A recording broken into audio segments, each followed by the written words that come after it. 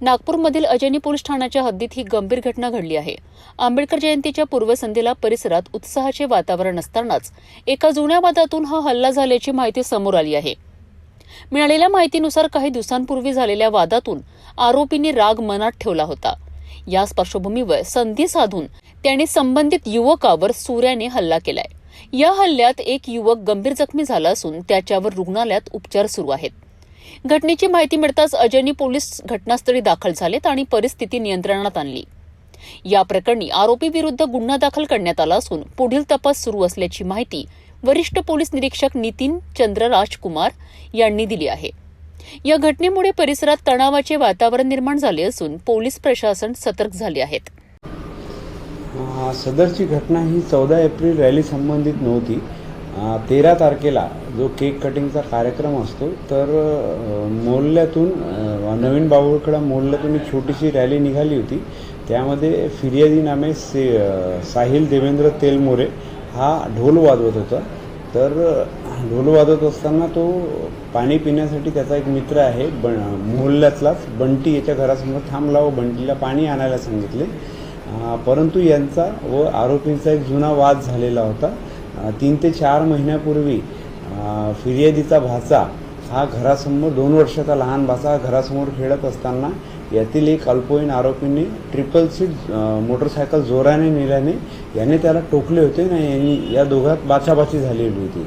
त्यावेळेस फिर्यादीने कोणतीच तक्रार पोलीस ठाणे येथे दिलेली नव्हती, परंतु त्या बाचाबाचीचा आणि त्या भांडणाचा राग मनात धरून फिर्यादी हा 13 तारखेची रात्री म्हणजे 14 तारीख सुरू झाल्यावर रात्री 1:30 वाजता ढोल वाजवून थकून बसला असताना रॅली समोर निघून गेली होती आणि त्यामुळे तो तिथे उभा होता बंटी त्याच्या मित्राच्या घरासमोर।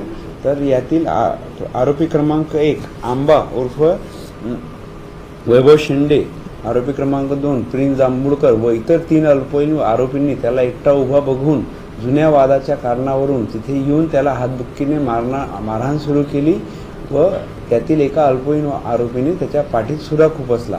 तर आम्हाला ही माहिती मिळताच मेडिकलमध्ये सदर आरोपीला त्याचे मित्र आदी व इतर मित्र त्याला ॲडमिट करायला घेऊन गेले।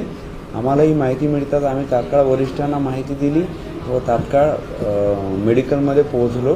तेव्हा डॉक्टरांनी असे सांगितले की सदर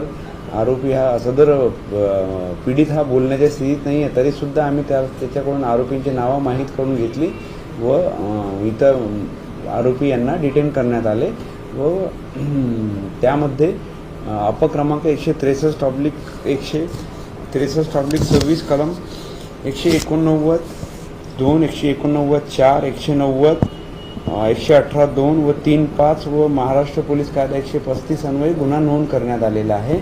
सर्व आरोपी त्यांना पकडण्यात आलेले आहे। तसेच अल्पवयीन आरोपी यांना बाल सुधारगृहात पाठवण्यात आलेले आहे आणि इतर कारवाई फॉरेन्सिक व्हॅन बोलवून तिथून पुरावे हस्तगत करण्याचा सुद्धा आम्ही केलेले आहेत आणि इतर तपास आता आम्ही करत आहोत। इतर 2 आरोपींचा आज आम्ही PCR घेणार आहोत।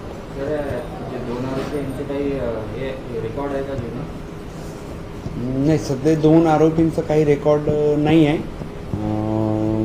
इतर मग अल्पवयीन आरोपींपैकी इतर 2 आरोपींचा रेकॉर्ड आहे।